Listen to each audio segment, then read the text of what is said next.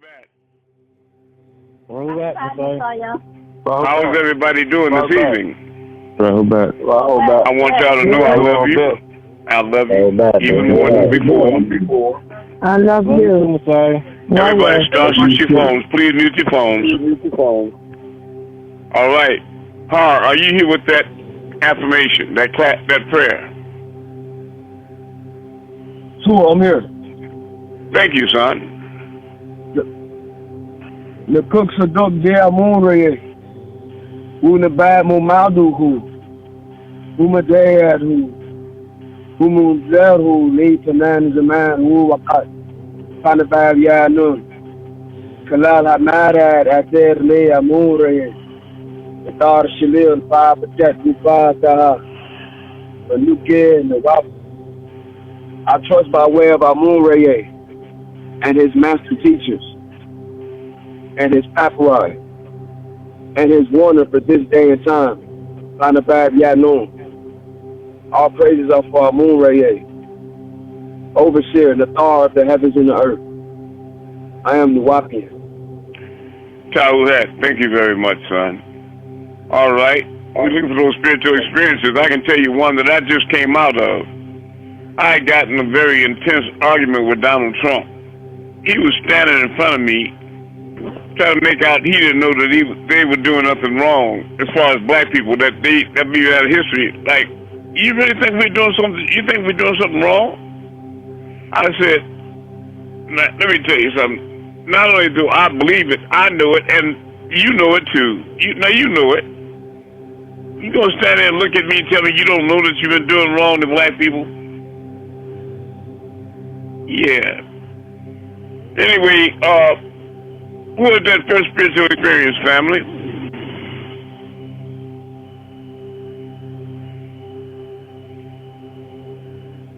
Nobody had a spiritual? Very good. That one. Well, everything's just been in sync. Like I was talking to somebody earlier, and what I decided to make for dinner, they were making, and then a third person said it today. And just a lot of things that I've been thinking or seeing and stuff like that, it's just all coming into the now. All right. Very good. Who else has a spiritual experience? I got something to share. Very good. How can I do you, Jackie? Okay. It's kind of not that good, but so Amun, it's an experience.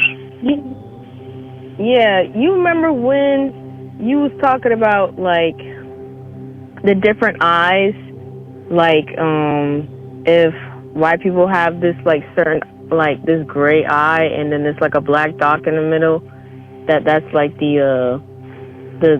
they'll like come out to like a zombie. I think that's what you said, or like something that they'll snap and like they'll start eating people. Still right. Yeah. Yes, huh? Yeah, so the other day, because I remember listening to a video you talking about that. The other day, my mom, like, she had bought contacts, and she, Say it again, wait, somebody's making noise on the background so we can't hear it. Okay, try again, sister. Your mom has what now? My mom had bought contact lenses on her eyes. Yes. And she had, like, sent it a picture to me. And Amun, she looked straight like a reptilian. I was like, they don't got my mom. Yeah. But she doesn't know. Yeah. She doesn't know. You know that. I be thinking, like, when I see, like, my family members, like, people who I be close with, and then I see they not going in, like, you know, they going in the wrong direction. But the question is, how much energy and effort are you putting into showing them the right way? See, I put the effort into it, but it's like they so into their own ways. It's like no point to even argue with them. You know, like there's always a point to try to. There's always a point. But the thing is, you have to watch it. You got to watch your approach too. You got to approach them respectfully, remembering that you're their child, because it's very hard. When you have children, if you don't already, you realize how hard it is to take instruction from your own children. You follow what I'm saying? It's not very simple to do that. See, what my mom, I was going to say what my mom, she's kind of very, like, I'm not confrontational, and, like, she always has, like, good, like, arguments. Like, that girl could argue. Like, I don't know who could ever beat her. And so when I try to convince her, or you say that girl, can you tell about your mother? That girl, huh? come on. Okay, go ahead. Yeah, I don't know. I be trying to, Moon. She just hard-headed, so.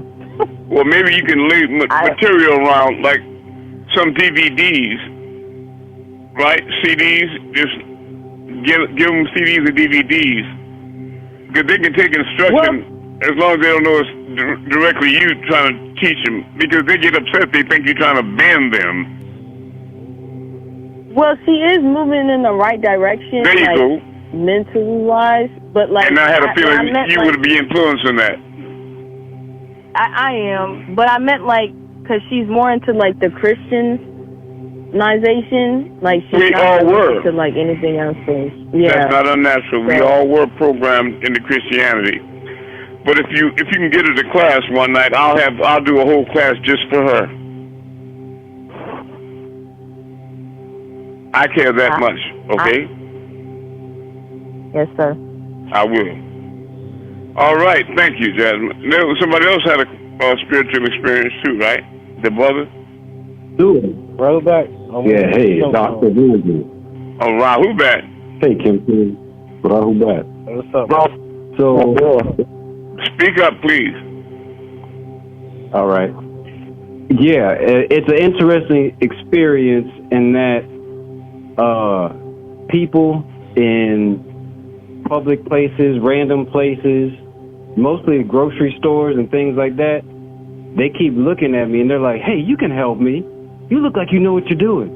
And I was in the market yesterday. I had 3-4 different people asking me about whether it's picking a watermelon or apple cider vinegar or what, just looking for recommendations, and striking up. I was in the grocery store. One lady straight up was like, I got a whole 5 dozen oysters and I need something to go with it. Can you help me? And I was like, I was like, sure, great. So I just started helping her.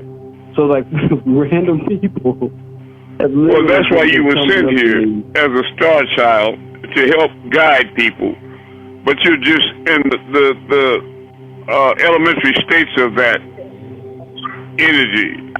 You follow, but it's developing into, as you mature, it'll grow into spiritual guidance to guide them back home to the stars rather than to something to go with oysters. You follow? Awesome. Cool. But know that your light is showing. See, people look at you and subconsciously they can see your light. But now consciously, they don't even know that they're using their third eye. You follow? Their spiritual eye. Sure. But they are, you know that. It never turns off. Not even during sleep. So they see your light, and they have instant recall because they know that light represents truth and knowledge and information, help, love, and guidance. You follow? Sure. All right. So keep up that good work. Please call me after class, Andrew. All right. Anybody else have a spiritual experience they'd like to share? I have a question based on what he just said. Go ahead. My question is... you got to get on the phone now. My question is, when you're out in public somewhere, like you stated, and you can be in a restaurant, and you can go sit at the far end of the restaurant where there's nobody else, and someone will come and sit right next to you. They will come right well, you have. That means that they sense you have a warm spirit. That's the laws of attraction. Okay. I remember one night I was on the Star Casino riverboat in New Orleans at the casino gambling, doing rather heavy gambling. And I went and sat at the blackjack table, and a heavy-set black woman sat next to me. She kept her face forward. She never looked at me, but she had a very familiar presence. very eerie, spiritual-like presence. And I know that presence, but I couldn't lose. I must have won 30 hands in a row. And the white girl that was dealing looked at me and said, you hot, you need to raise your bet. But I just didn't do it because I was thinking, the second I raise my bet, it's going to fall off, right? But as long as that woman sitting next to me, I never lost one hand. Right. I could have won $100,000 that night. So the moral of the story is, when you feel a presence of an angelic being next to you, whatever activity that you're involved in, don't be afraid to go into the zone, okay? Lay your head on the Most High and trust. You like they have those experiments where men and women have to get in line and let somebody that they say they trust get behind them, and you close your eyes and just fall back and they catch you. You have to learn like that to let go and let God, all right? Sure, because I have been carrying my grandbaby to like swim classes, and they're like young kids, you know, maybe like I'm going to say 3 years old, 2 years up to 3 and 4. And a lot of the babies or little kids will just come up to me and try and talk to me. And of course, their parents will pull them away, but they'll just come up to me, you know. And I was telling my daughter, I said, they can see the light. I said, they know what the light is. And that's why they're coming like that. Little children run to me when they're hurt all the time because they know that I can heal them with hands-on. They know that, especially my children. Way back in San Diego, they used to run to me. Daddy, they knock their mama down trying to get to me. And as soon as I touch them, they're all right. I just ask them where it is, where it hurts, and then I put my hand on that area, and it's all right. They're healed. But I do that with adult people as well. Sure, you do indeed. Sure. Yes. All right. Now, there was somebody very patient in the background, a brother. Yes, sir. This is Robert. Very good. Okay, Robert, how are you? I'm doing well. How are you? I'm fine. Where are you from? I'm originally from New Jersey. I live in Covington, Georgia. And very good. I'm a good friend of Patah. Very good. Very good. And very good. I've been on the class for a while, and I just wanted to share this experience, too, if I can be short. One is You don't have to be short. Go ahead and share your experience. Everybody, please welcome Robert to class. Family. Welcome to class. Welcome to class, Robert. We love you. Welcome home. Much love. Welcome back. We love you. Welcome home, brother. I appreciate it. This experience I've been having has been with actually insects and bugs. I had a moth on a wall one night, and I told the moth, "You're not supposed to be in here." And I stuck my hand out. The moth flew on my hand, and I walked him out the door. And I told my wife this experience, and she looked at me like I was crazy. And so bees came into the house, into the garage, and I told the bees to leave, and they left.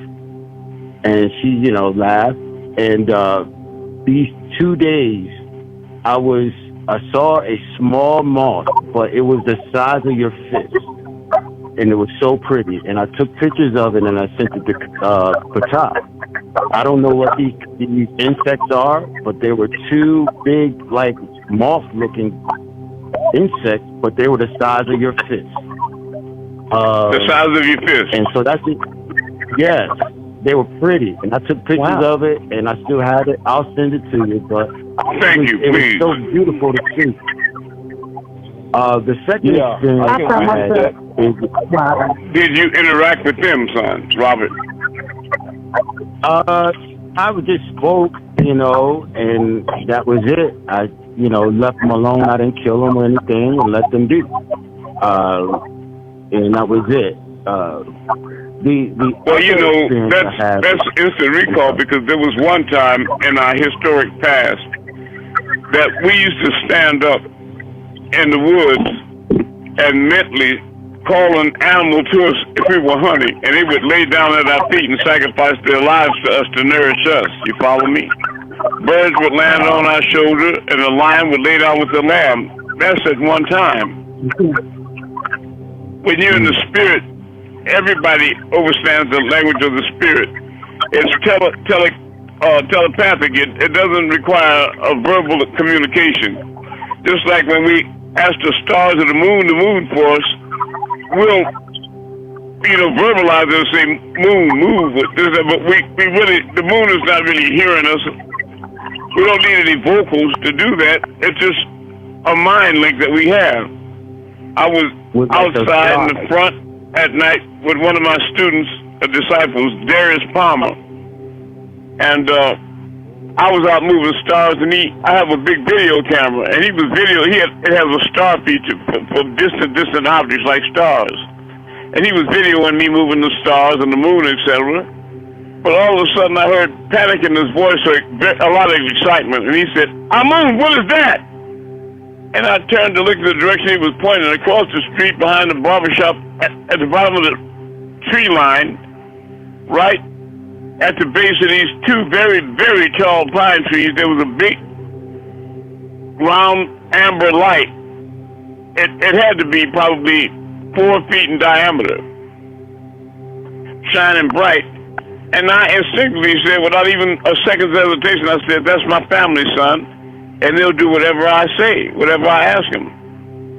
And I said, watch. And I said, raise up to the top of the trees. And very slowly, without any noise at all, they slowly started raising like an elevator, way, way up to the top of those two pine trees. But from the angle I was at on the parking lot, I couldn't really see them directly, so I went upstairs, and they came plainly in the view, and I told him with the camera, I said, come up here, son, and stand next to me, because I'm going to call them to me.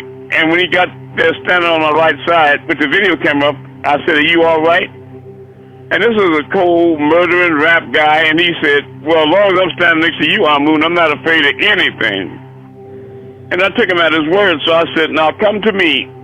And very slowly, it started moving again without sound across the lot, and then across the high electric wires, then across the high wires on my property, started moving over the parking lot, and it was a low altitude that was coming right to us on the porch. And I turned to say, are you videoing? And I didn't have the presence of mind to say, put down that big star feature and pick up your cell phone, because it's right there. And I looked around, the camera was on the ground, and he was running around the corner of the building. He was running so fast that if he had a change in his pocket, it would have fell on the grass. At that angle, he was running like that. And I was thinking to myself, what are you running from, son? If they wanted to do us harm, it would have been already happened, But right. They passed right over me, real slow, over the roof of the house. And when I finally caught up with him, he kept hollering, did you see those conveyor doors under the box? I didn't see any such thing. I just saw that one rotating light in the middle of the craft. I don't know what they made him see, but I didn't see any conveyor doors, just a smooth bottom. But what he didn't know is what I was going to do is tell them to go to the mental institution. They got the biggest nut house in the world is in Millersville, Georgia. But they have a large pecan orchard there. And I was going to ask them to go land in that orchard. I was going to park the car and walk down and go into the craft and commune with them, and then come out and let him know that it was all right to follow me, and then call him in. But I mean, he couldn't even handle standing that video on the craft. So I said, no, that wasn't going to work, so I didn't bother with it. But I know that I'm a fleet commander. I am Sananda as well, and they do whatever I say. So that could translate, my point is, from insects and then to animals, people, and above. But know that, understand that we do have that ability to communicate with everything in creation, because all of you are one with all. Are you following me? All of you are one with all. But let me tell you about insects and animals. When you communicate with animals, whatever it is you want them to do, make sure you do it by sending them pictures. That's right. You send them pictures of what it is you want them to do. Right? you have to give them a visual of what you want, and that's how they understand. That's the language they understand, right? Rather than telling the cat sit, roll over. You have to give them pictures. Very good. That sounds to me like you all are progressing, and I know I've been listening to our classes all night long, and just listening to you all in the classes, I know that you all are evolving and you're transforming, whether you know it or not. You are transforming back into star people. Keep up the good work. All right, Anukas. Sure you may. Please share it, Robert. Please. This one had me so emotional.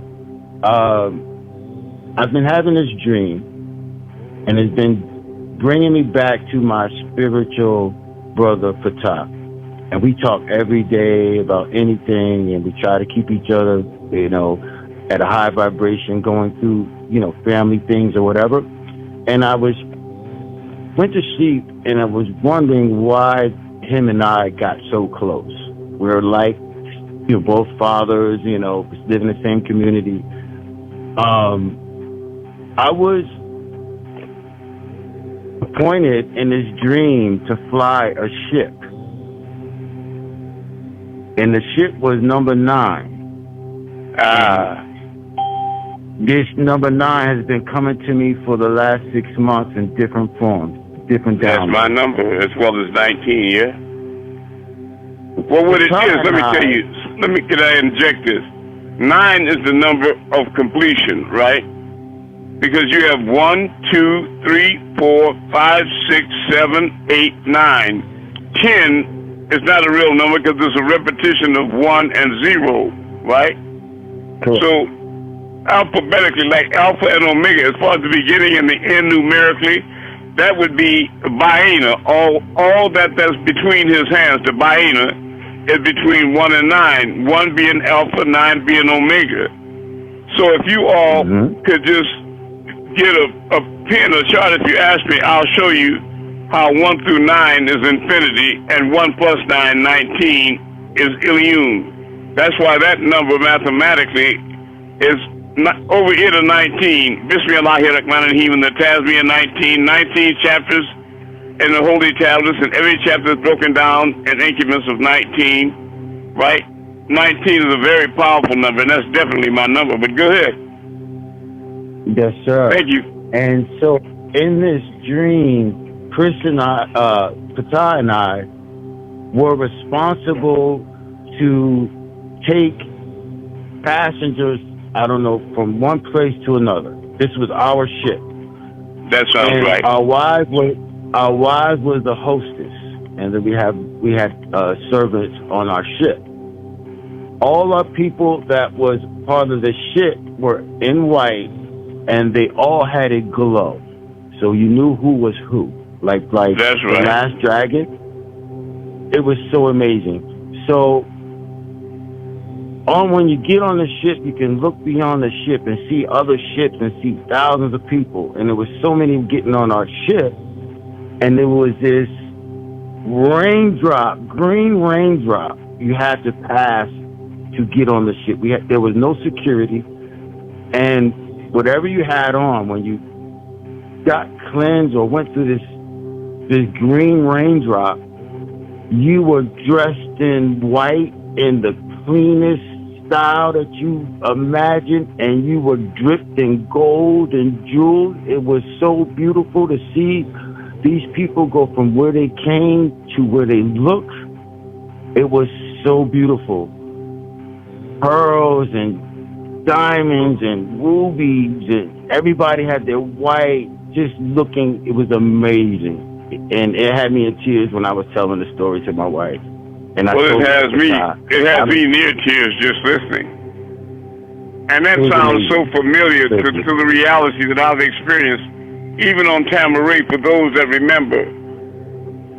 Malachi had established a place called the Maharaj, right?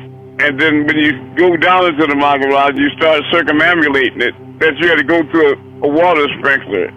That reminded me of what you're saying. And then you went in through that and got cleansed and started proceeding on to the Maharaj, right?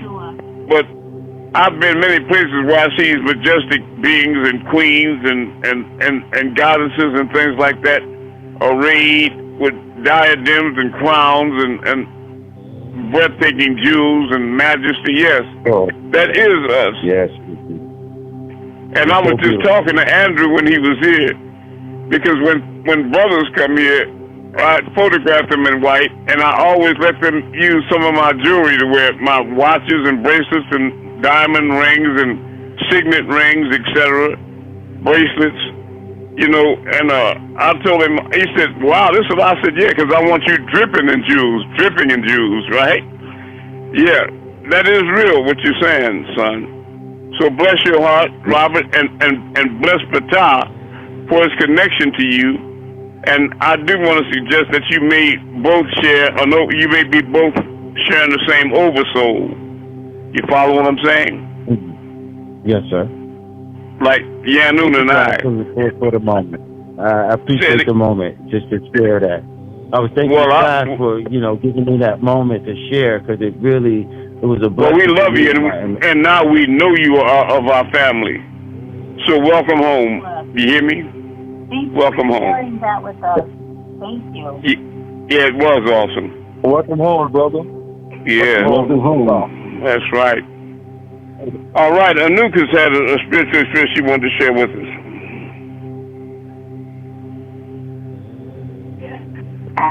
Yes.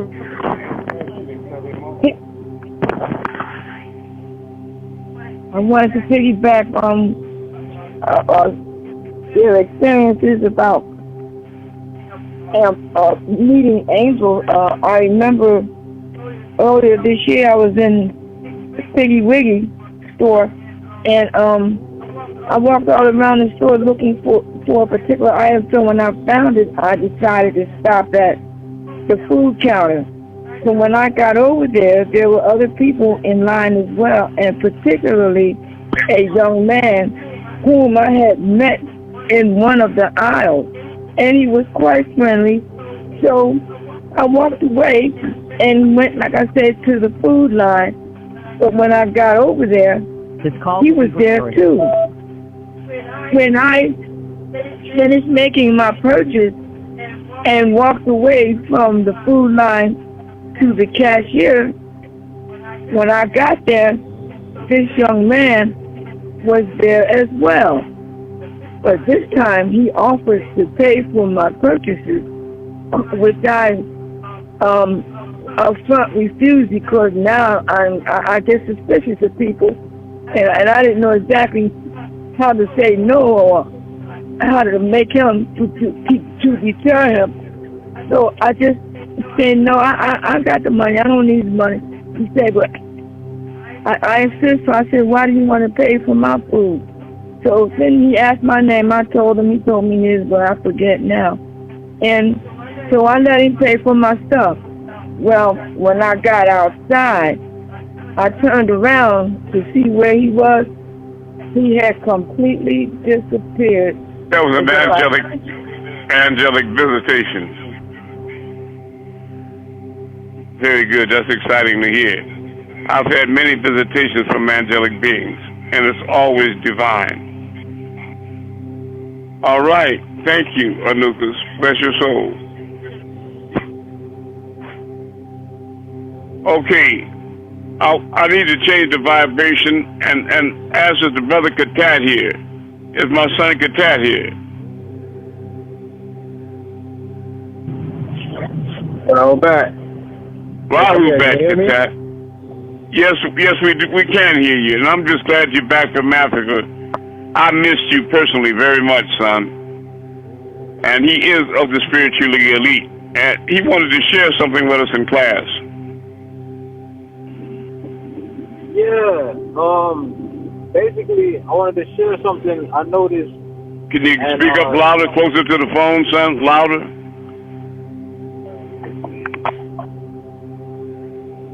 Yeah, I wanted to share something that I noticed, and a bit of confirmation. For example, you always told us to look up why white people are dying out And faster than they're being born, right? Yeah, coming here, I've been here about a week, and I noticed I haven't really seen children, you know, small babies. Like, do you see them in Africa? The only child I've seen. Yeah, that's what I'm getting to. Okay. So, in Africa, there's children and small babies everywhere. There you go. All over the place. There you go. You know, very, very, very apparent. And of course, you know, you might have always known or had the idea that the highest birth rate is in Africa, but I mean, to see it and then to know that the countries with the lowest birth rate are all your European countries and your Asian countries that are, as you know, Italy had a time last year where they weren't having any babies. For a period of 90 days. Right, back in 2023. Not even one birth in the whole country of Italy, yes. Right, so also coming back here and seeing and then so coming back here and noticing such a difference, you know, whatever the reason is, whether they just inside or, you know, like we say they're going on. But one thing I can definitely say is, you know, as Nubians, we'll be all right because the population there is mostly exploding. Young people. Yes, and it's mostly young people. So, yeah, and of course, we know the oldest race on the planet is Caucasian. They're the oldest per capita. The average age of them is like 50 or 60 years old. I'm serious. They have very few youngsters in their race. Yeah, exactly. They're aging. And they're not having babies. That's very powerful. Now, you wanted to give us some information about the Seven Thunders, right? No, that wasn't me. I didn't prepare anything for the Seven Thunders. Okay, that was Batar? Okay, yeah, very good. Thank you, son. About the Seven Thunders. Go ahead. That's a very good subject. Yes. Thank you, Katat. Thank you, Katat. I just want to say that's very, very, very powerful information, and it's good to see that glaring distinction between Africa and Europe and the United States as far as children are concerned, and the rest of the information that you shared with us. Bless your soul. All right, Patak, go ahead, please. Yes, coming from the El Holy and Jill, Revelation 8, talking about the 8 sticks, starting off talking about the sign of time, the 7 thunders, and the 7 plagues. And also coming from the Millennium book, from Dr. Malachi Ziyad, was Millennium Part 2 book. The first thunders talking about starvation, sickness, homelessness, and disease. And we know in this day and time, all that's still continuation at this time. If you want to check that out, that's on page 731 in the Millennium Book, Part 2. And breaking down the second thunder is talking about the skies become sick with holes, lung disease, spread and breathing problems, polluting water, and physical and spiritual illness. That's the ozone layer. Yeah. Yes. And that's on page 738 in the Millennium Book, Part 2. Breaking down the third thunder, talking about the many new species and animals, how they crossbreeding, deform human genetic splicing, and cloning. And we all know that's been taking place for a long time and still continuing too. On page 752, dealing with the fourth thunder, signs of twins, the Yah and the Way. One guard the South Pole and the other guard the North Pole. And they're talking about the structure breaking down, religious, moral, and financial. And the devil wind with El Nino. We all know about that took place. That was in the fourth thunder. Now, me dealing with the fifth thunder, we're talking about floods. We all hear about that now. The floods that went on in China, New York, Texas, North Carolina, the major floods that went down, and even dealing with the lightning storms that we had here in Georgia, tornadoes, landslides. This was in California, hurricanes and hail in the summertime. Like last month, not too long ago, we had major hail took place here in Georgia, and different forest fire. Also, it talked about in the fifth thunder that children killing children, killing parents. Thank you. Thank you. Yeah, children killing parents and insanity and a lot of murders. And would you please mute your phone, please? That's very disrespectful.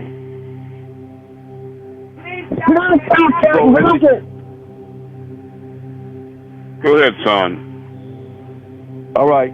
On the sixth thunder, and I can really see that we on this place right here talking about the changes of star people returning, and we just hitting on that, and I think that was very relevant. That let me know, yes, that let me know that we really on that point right now with signs in the sky, new planets, new galaxy, and of course meteorite. And we know we talking about the storm that hit the meteor that hit in Georgia not too long ago, right? And the global warning, and we talking about revival, presence of the divine. And we talking about all that. That takes, so we definitely know we was in the sixth thunder. And also, this right here more important to me, that the seventh thunder is going to deal in we all know the world, as you know, end in the year 2030. And we know we head into that. So I just want to share that. That's me learning and listening to that in the Holy Injil and the Millennium Book, also in the tablet. So I think that was very relevant to my soul. Well, I think it was very relevant to the class. And I tell you right now, that's a heartfelt whisper to me. That information that you shared right there to me was like jewels, like treasures. Yeah, that's on point. And it was very timely. Yeah. So I respect and really love and appreciate your contribution to class like that, son. Because we really need to hear that. Yes, it is. Yeah, that was nice. And that's also the last page of the Holy Tablets, too. I want you all to know. Yep. You can find the seven thunders if anybody interested in the last pages of the Holy Tablets. All right. Who else has a spiritual experience? Or go ahead. I'll do my best. I have a question. Somebody has their phone open without knowing it.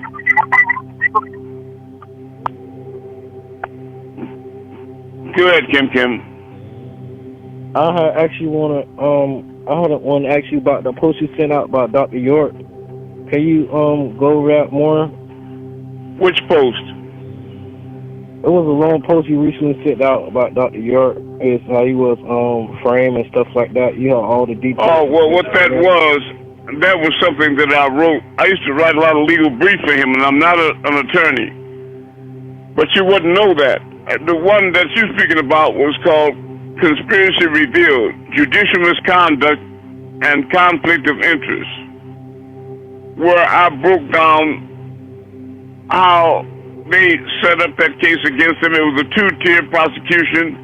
Never before in the history of the state of Georgia, out of 4,500 prosecutions, have there ever been federal intervention, but that here they tried him simultaneously in state court and federal court. Right? And I just pointed out and proved that it was just they were attacking him because of his profound doctrine and the books that he was writing. And antebellum Georgia, they couldn't stand that. A black man stand up and defending his race and taking pride like that. And that what they did is what they usually do. They assaulted and attacked the camp of the saints. Right? But yeah, anybody that got, you need to post that up everywhere you can so people can read that, okay? Okay. In defense of my brother, Father Babianoon, in which he and I are we both share the same oversoul. He and I are one, and we are merging closer together during these final days. Thank you, Kim. All right, thanks. Sorry, I love you. I love you more, and you know that, man. All right. Next question.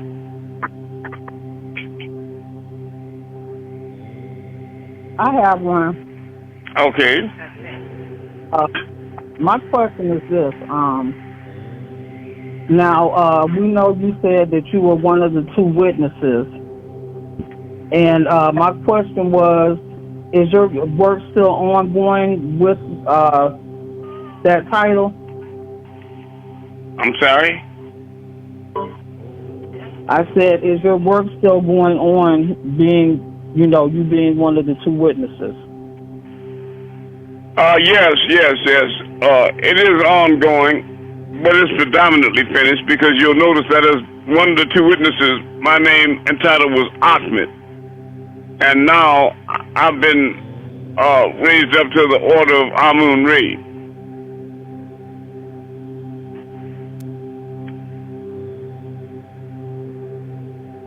Okay, thank you. But now, as one of the two witnesses, we were granted power over nature, over weather, able to turn water to blood and cause plagues like AIDS on the earth, whatever we desired, or to create storms. And I want to let you all know that hurricane season is approaching, and there is some disturbance in the Gulf, and that I will be working out of that natural force as far as, what you call disagreeable or evil people that have negative plans for,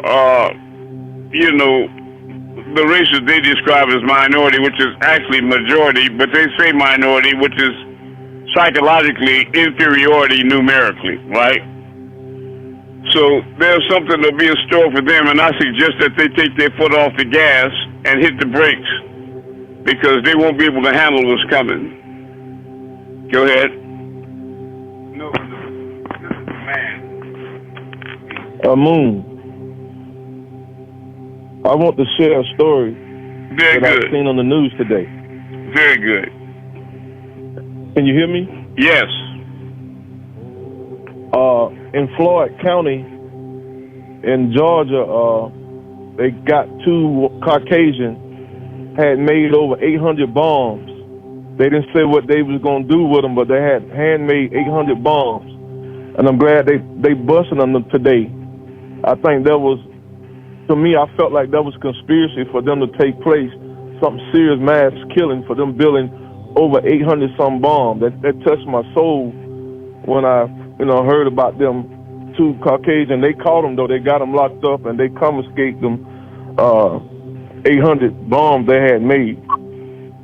Well, that was fortunate for their legal system to stop them from being able to release and unharness that type of devastation, especially if it's going to be directed towards, what they describe as minorities, because that show was going to be severe repercussions for them, and they better extinguish every similar fire, because they're going to be directly held responsible. They're niggas on the chopping block, so they better get the FBI and GIB and CIA and all these titles out to uproot and ferret out everybody that's trying to ignite problems in our community and our societies. That's not a threat. That's a promise. Thank you, son. I'd like to hear from anybody else that has a question. Yeah, I got another question too. Very good. Is the Anunnaki back and rounding their people up? we never really left. We just took on different forms. Okay. Okay.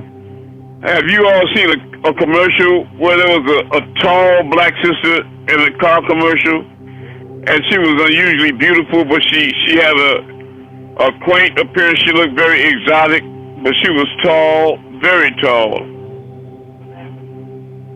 No, it wasn't. It was nobody we know. But that was an Anunnaki sister. We also saw an Anunnaki. I sent you all a photo a long time ago of a giant woman that was in a department store. She was standing in front of the mezzanine, and her head went over the second floor. She had a white woman in high heels standing next to her that barely came up to her knee. You remember that, right? That giant sister, right? She was an Anunnaki.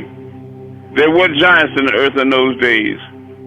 So if you look at the frescoes in Iraq, you can see the Anunnaki there sitting on thrones, and that the mortals are coming before them in lines paying tribute to them. But the thing is that the Anunnaki sitting on the thrones are still 3 times taller than the earth people standing up, as an indicator that they are giants, not just spiritually and intellectually, but also physical giants. That's why people around me see me stretch very tall, and Malachi can do the same. I also saw this negative being, Darius Palmer, stretched like that, and I had a close brother, Reverend Alexander Smith of the NAACP. He did the same thing as well. But yeah, we're still here in different forms. Next. I have a question, Amun. I'll do my best. Yeah, could you explain or illuminate on the importance of what our vision of heaven is? I know we talked about that one class. All right, I'm working on that. We vibing on the same frequency because I'm working on that right now. So if you have a little support, a little patience with me, I will get right there. All right. Thank you. I was right there. I'm with you. Who else has a question or a statement they'd like to make? Amun, I got another question. Very good. My question is, I have shared this question with Tifa, Amun, but it just came back to me. My question, our discussion with her was breaking down the degrees of knowledge, which is the 144,000, starting with the 180 agreeable, 180 disagreeable, giving you the 360 agreeable, 360 disagreeable, give you the 720 agreeable, 720 disagreeable, give you 144. So when we reach that 144. Well, no, 720, let me correct. 720 is agreeable, but when you reach the stage of 720, when that which is above and that which is below come together, when they merge, speaking about Yanun and myself, that will be the 144. Okay. And that will we be on that level of, if we vibrating that level, will we be in the realm of Lahut then? When you get in that realm, yeah, you'll be over Malakut. You'll be in Malakut, okay. You'll be angelic beings. If you want to go, if you have your holy tablets, I'll take you to that, and the holy tablets, that you all are going to evolve into 720-degree beings again.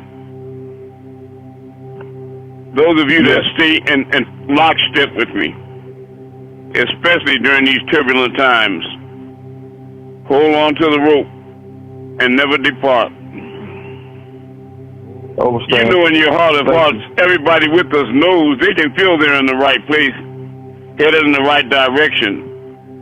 And anything other than that would be wrong, right? Yes. A wrong pursuit. Yeah. Tua. I love you all. Who else has a question? Yeah, I love y'all more. I have a question, Messiah. Yes. What is the Apophis? Apophis is, they're making reference to a very negative being, like the Pope. That's a word that really translates into pop, right? Apophis is a comet that's headed for the earth, and in one of these, you have multiple different examples of earth, and one of these earths, for the people left behind, they will experience all those traumatic events and the revelations and the plagues and earthquakes and comets and all that destruction. Because unfortunately, out of the billions of people here on earth, again, unfortunately, they're completely unaware, of the fact that earth has an expiration date as far as on many frequencies, right? That's what it means by there'll be a new heaven and a new earth, for the former things will have what? Passed away. Passed away. Yeah. Meaning these realities, go ahead, are shutting down.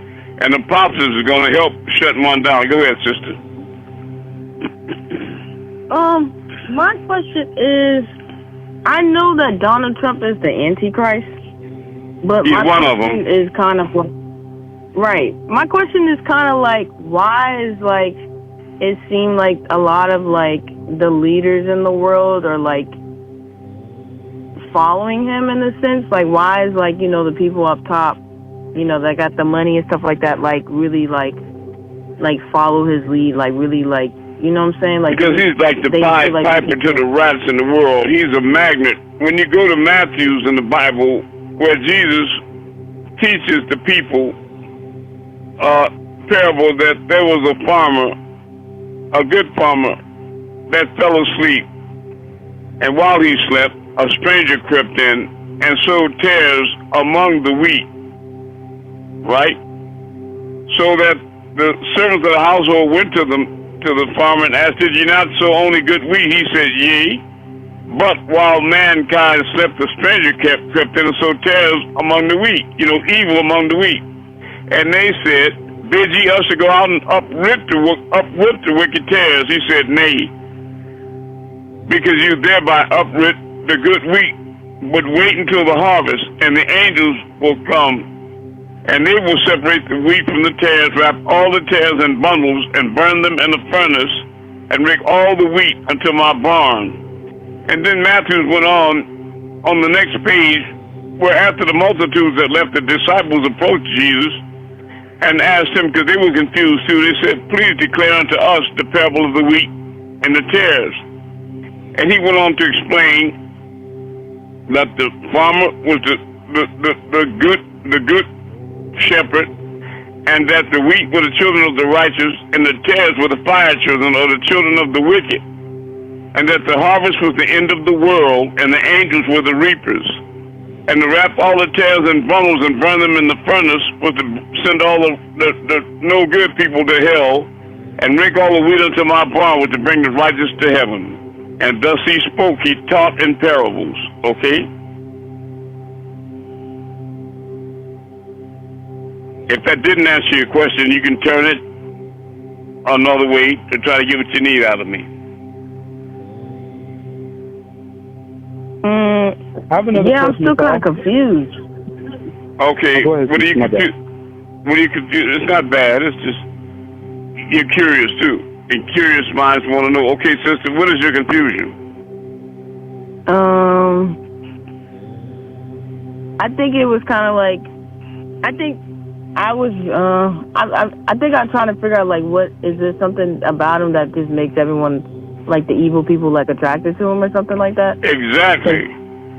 Let me say that I have a magnetic charge. All seraphim have a magnetic charge, right?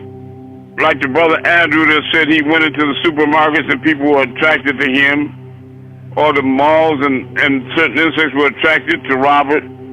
You have a magnetic charge, but seraphim have an electric charge. I mean, cherubim have an electric charge, right?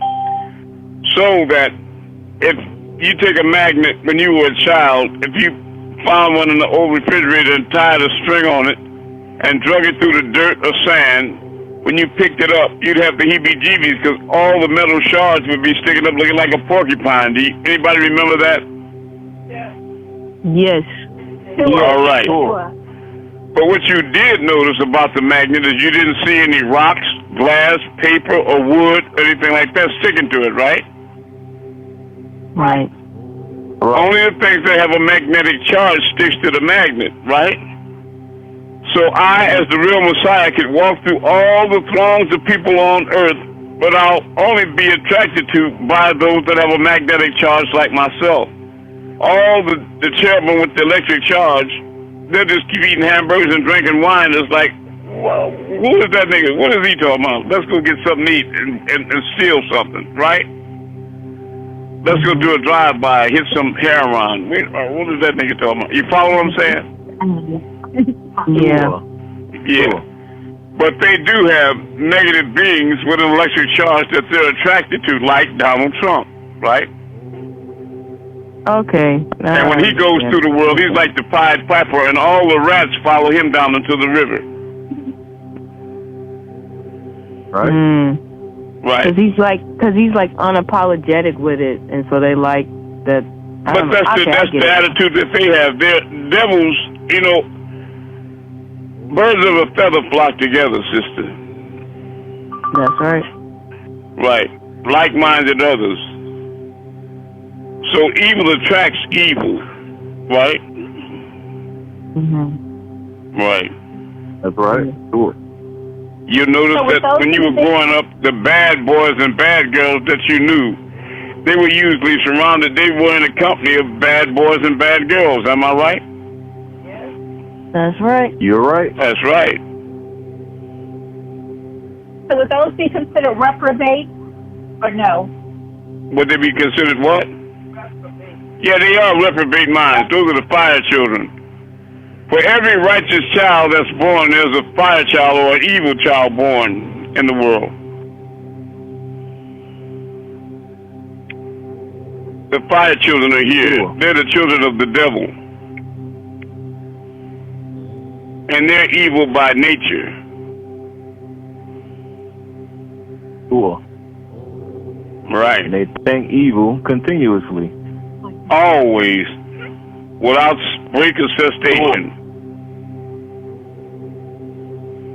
Only time they're not thinking evil is if they're not thinking.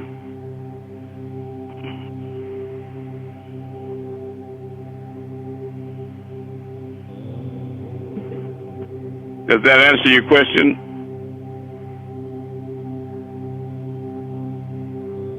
Yes, Amun, thank you. I love you. Next question. I got a question. This is Kufu. Yes. So, you know how you can be out in the public and you just get that sense that somebody is staring at you or watching you, and you turn around. Yes. Yes. And you see eyes on you. So my question is, so if I'm in the house by myself meditating or just in the house by myself, and I get that same feeling like something over here in the corner or something like a presence that's in the room with you, you know, it doesn't feel like a negative or something like that.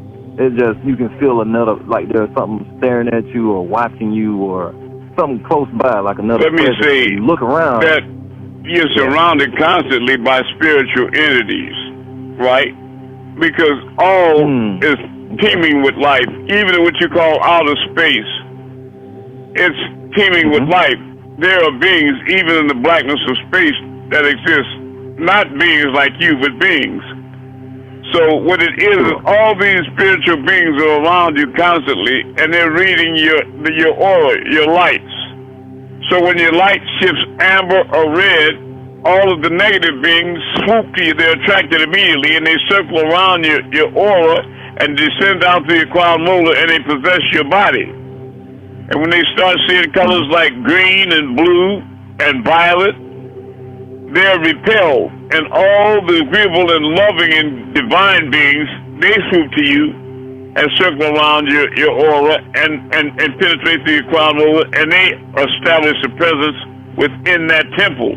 Again, the temple is not a building down the street, but the place on the side of your head next to your ears, and your eyes are windows to the soul, all right? Sure, I understand. So all these beings are circling around you, and remember that the devil and his agents, they perceive you from which you perceive them not. The angelic hosts are the same. Many times you could walk around in the space, maybe in your home, and all of a sudden you get a scent of something real sweet. You ever do that? Yeah, or something, something sweet. Well, that's the presence of the good angelic beings that are around you, right? Or you can get a very foul odor coming from somewhere, something that's very foul odor, right? And that's demonic beings around you. Or you could be talking to a person and they could be very negative in their thoughts, and then you see like a mist go between you and them, like a foggy mist, right? Out to your peripheral, and that's actually one of the elders that's here trying to change the vibrations from negative to positive, right? Sure, I understand. Yes, so when you see those foggy or mist beings, those are beings as well. But I want you all to know that for you all with me, these interdimensional beings are going to be coming more and more visible to you. A lot of you right now are seeing them fleeting in your peripheral vision. You thought you saw somebody pass by or something, and you can't quite identify it, or you heard something that you can't really quite identify, but you're sure you heard a sound.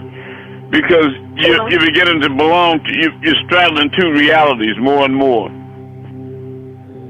Cool. Understand that, and that happens too more frequently. It's like, did I just see something in my peripheral? I'd be like, okay, all right, I know what that is. So I can't quite see them yet, but in the peripheral we can. You're trying to bring them into view. Cool. Amun, I got another question. Go ahead.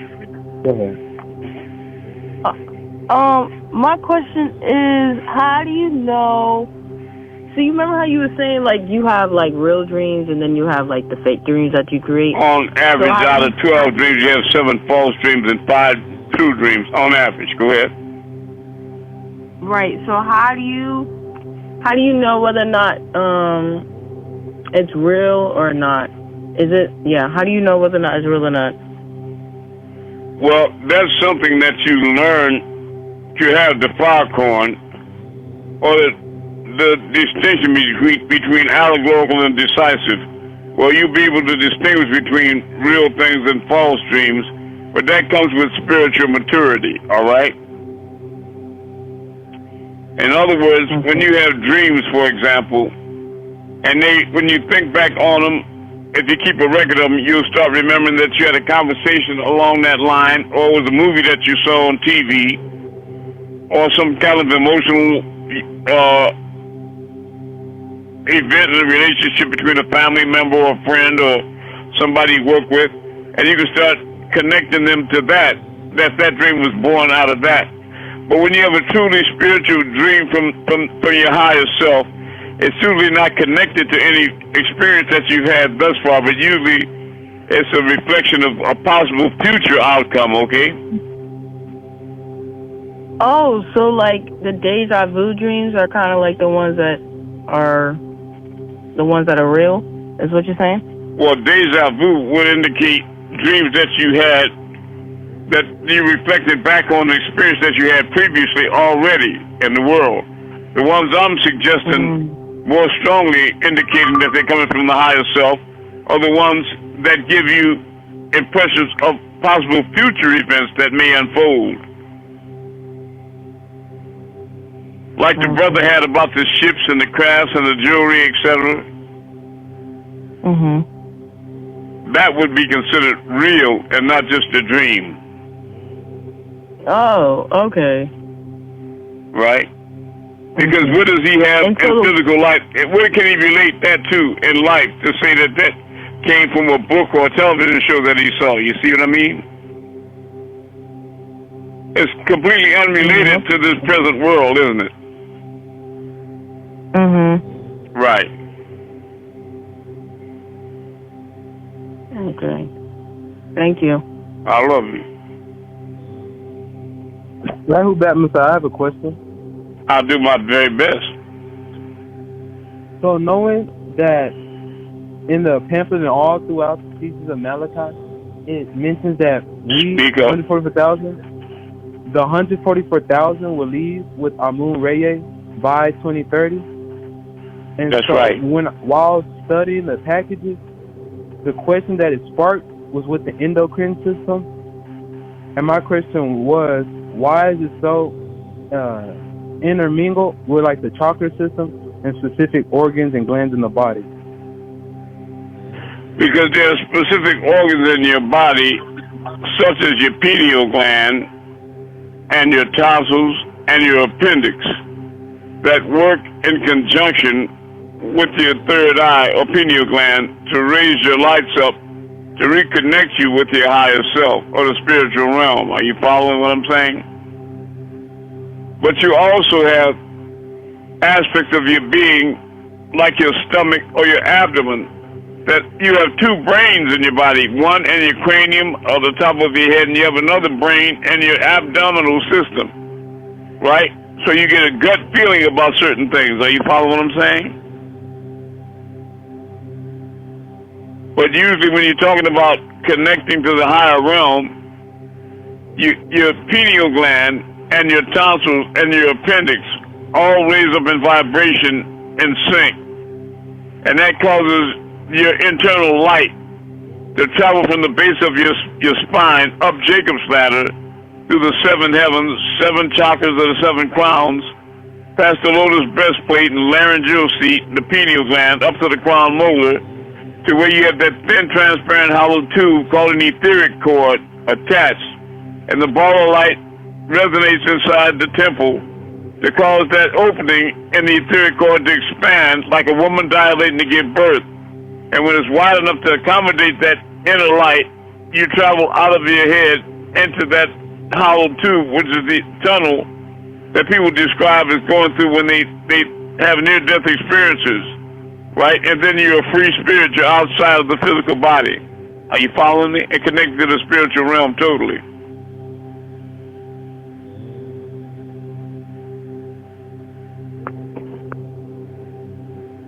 If you're confused, just turn it until you get what you need. No, that helps. Okay. Thank you so much for trying. No, that definitely helps. I love No you. problem. Very good. I love you too. Thank you so much. Next question. Rahubat. Rahubat. Rahubat. How is everything in London? The weather? Not too. Yeah, it's been hot, very, very hot. That's Really right. hot. And I'm kind of feeling that it's time for you-know-who to go on the ground. It's getting That's right. That's right. Exactly right. Those holes in the sky, right? That ultraviolet rays from the sun are starting to really hurt some people. Some people are made of plastic. That's right. And they better go on the ground. That's right. Go ahead. Yeah. I've got a couple of questions.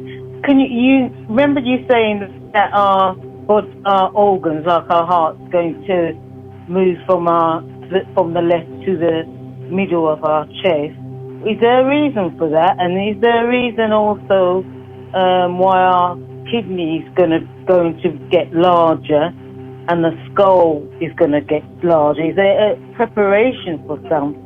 Yes, because you're shifting. Yeah, you're shifting into different dimensions, right? And now, as far as your organs, I would like you all to research this. There are some men and women on earth, some people that have reverse organs. They're born with all the organs on the left are situated on the right side of their body, and all the organs normally situated on the right are situated on the left. You can look it up right now. That's real. And they have no harmful side effect from that. It's just that their heart is on the right, and you know what I mean. Everything is reversed inside their body, liver, etc., onto the other side. But in the case you're speaking about, when you go into this dimensional shift, your kidneys will be larger, and your heart will be more left to center. And when you spoke about your head getting larger, like a gray, it's because you need more capacity to accommodate the growing of your brain larger, because people will get much weaker but wiser. They'll be more intellectual, and you won't have as much physical strength, right? So your limbs and your body will start getting smaller. Like I pointed out before, a lot of your grandfathers, they would wear size 48 and 50 coats, size 15 shoes, and they were well over 6 feet tall. These were big men with big hands, very big people. But now the average man is a lot smaller. The average woman is a lot smaller now. Are you following me? Because you're becoming more and more intellectual and less physical. All right, sister? Yes. Are those other beings with a heart to the right? Are they from different dimension or different realm? Or no, some people are born that way naturally, with their organs reversed. But to have your kidneys 2 inches higher and larger is something that's associated directly with the dimensional shift. Okay. Oh, yeah. Also, and people, their skull is getting larger to accommodate the extra brain growth. They can take their hand and feel on the side of their skull where a man usually parts his hair. You can feel a separation in the bone as the top starts raising up to expand the capacity. All right? Yeah. It happens slowly, like grass growing up or a tree growing up in the crack of the sidewalk that splits the cement.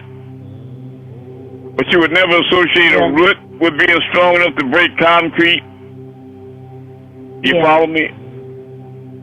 But it does. I'm sorry? Yes, it's subtle but noticeable. It is subtle, but it is happening. The brain growth is actually causing the skull plate to expand. Because you're going to have a bigger head, like I told my mother when I was 7 years old. In the future, everybody's going to have real big heads. It's going to be a thought world, Mama.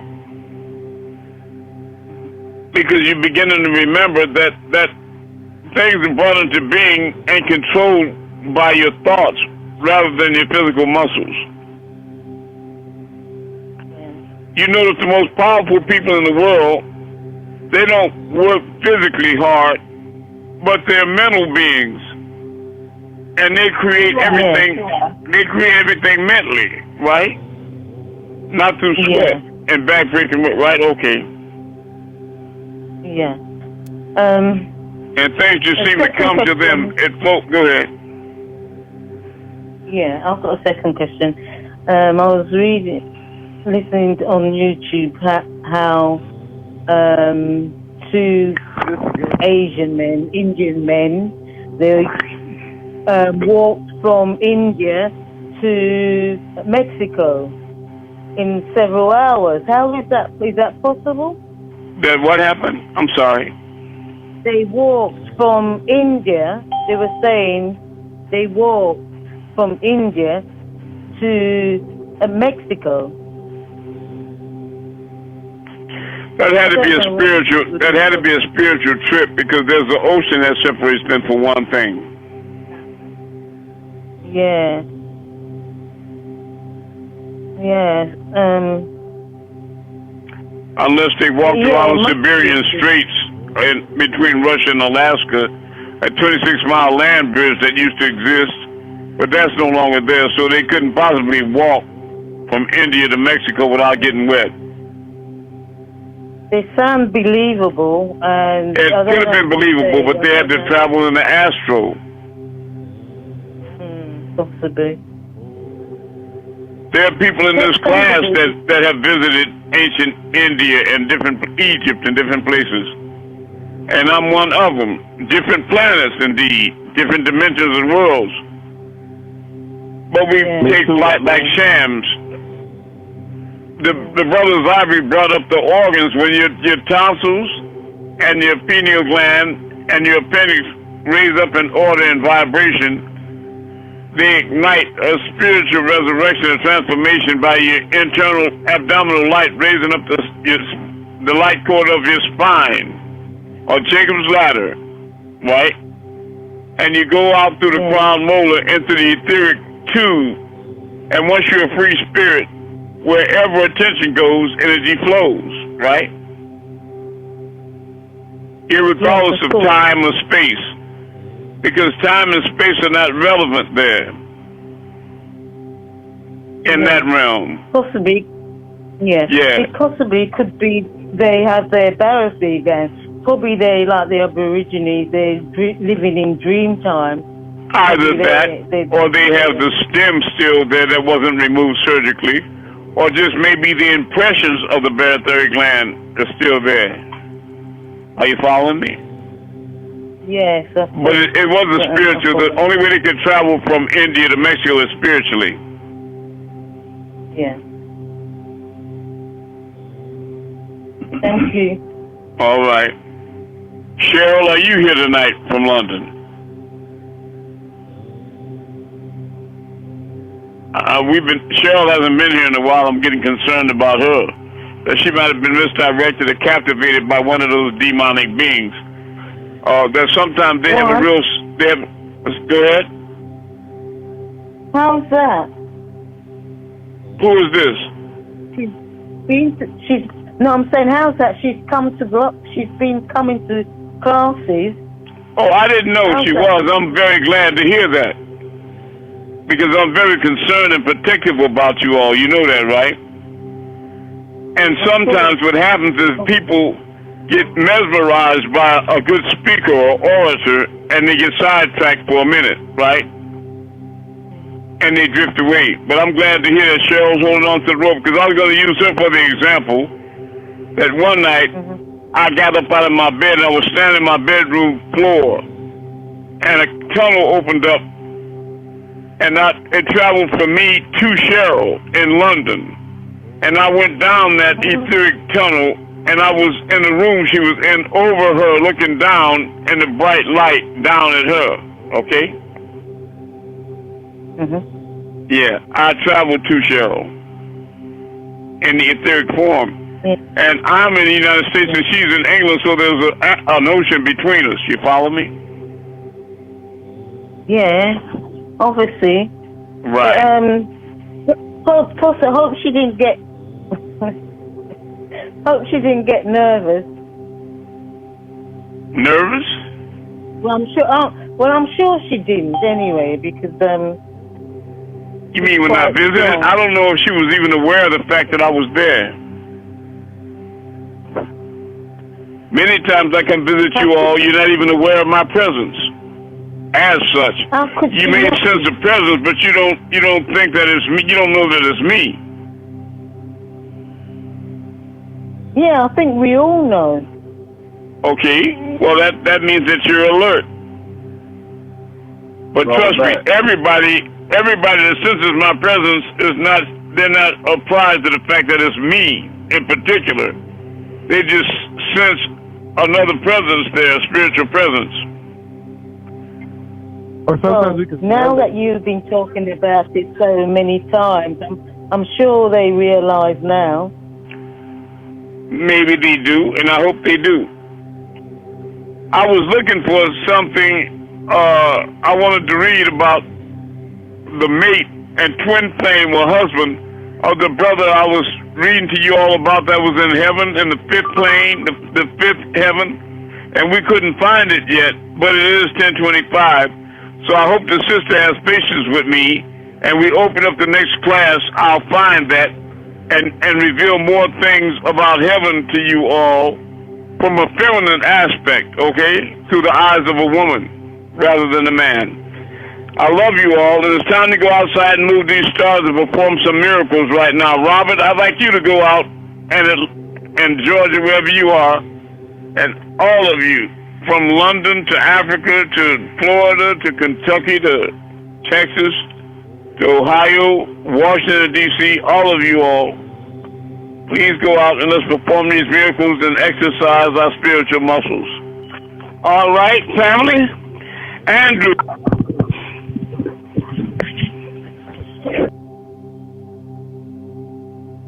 Your input is invalid. Please mute your phones.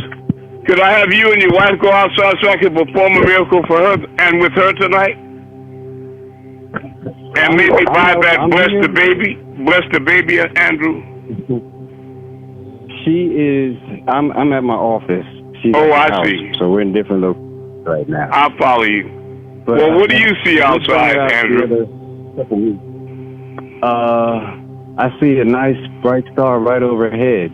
Okay, all right. I'm focused in on it. Now, what I'm going to do with that star is make it move to the left in the name of Amun-Rayay.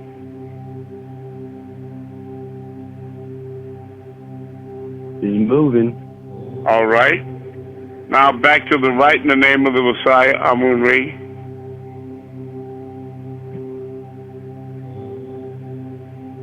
It's like wiggling around. That's me. My mind is wiggling. My mind is wiggling. All right. Now we'll make it raise up. It is wiggling at the first, but then it steadies out. Now raise up. Yeah. Where did it go? Picking up. It's going up. I can see it. I love you. Now it's moving up. Now let it drop down in the name of Amun-Rayay. Yeah, it's coming down. Right. It's dropping down. Right. I'll make it move. Down. I'll make it move counterclockwise over your head, Andrew, in the name of Amun-Rayay.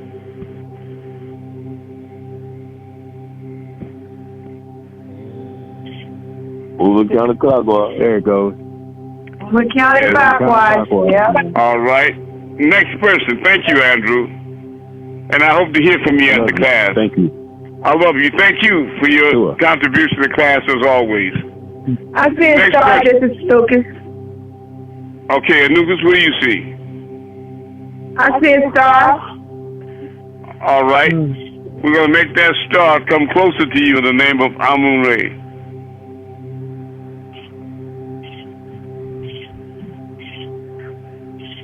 Moving closer. All right. And now run back out in the name of Amun-Rayay. Yeah, moving back out. Now I'm going to circle clockwise.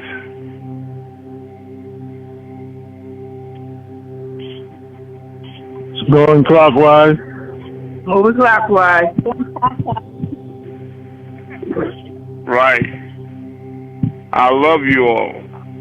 Next person. Anything in London? I see a star, Matai. All right. I see a moon. It's right above my head. We're going to move that moon in London. Go ahead, son.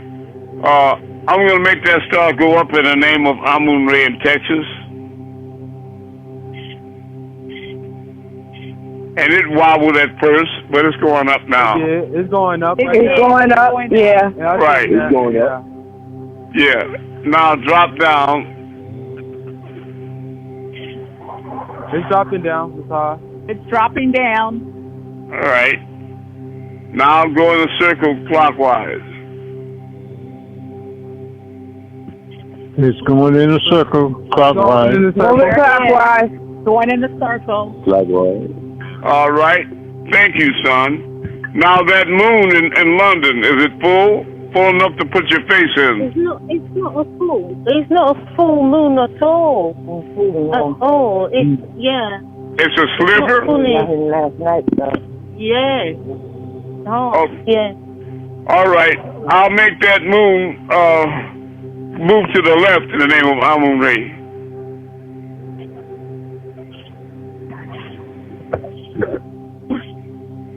It's not moving. Oh, it is moving. It's moving. Now, raise up in the name of Amun-Rayay. Oh, yeah. Uh-huh. Oh, yeah. All right. Now, drop down in the name of Amun-Rayay.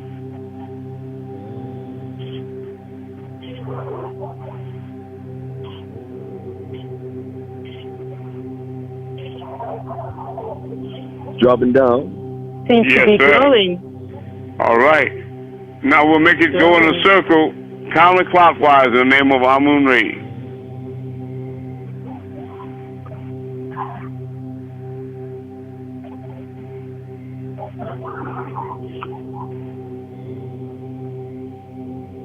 Going counterclockwise. Yeah.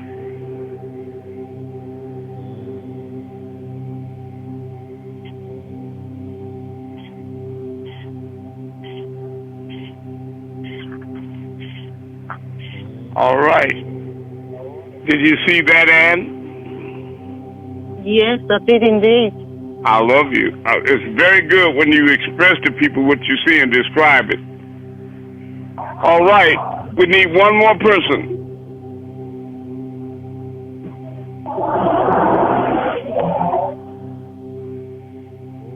What do you have in D.C., Patah? Robert, what do you see in Atlanta? Or Patah? Patah is at work, probably. Okay. I love you all. This is Nitia Authority. Amun-Rayay Asa. You all are beginning to make that upward that journey within is really happening. You're creating the event. Heaven is laid out before you. You have merely to walk up to the door, open it, put one foot in, look back over your shoulder, back it down at everything you created, then turn around, let it go, shake the dust from your feet, and step through the doorway. I love you all. Support the mission. Nature Authority, Amun-Rayay, Asa, servant to the 144,000. One love.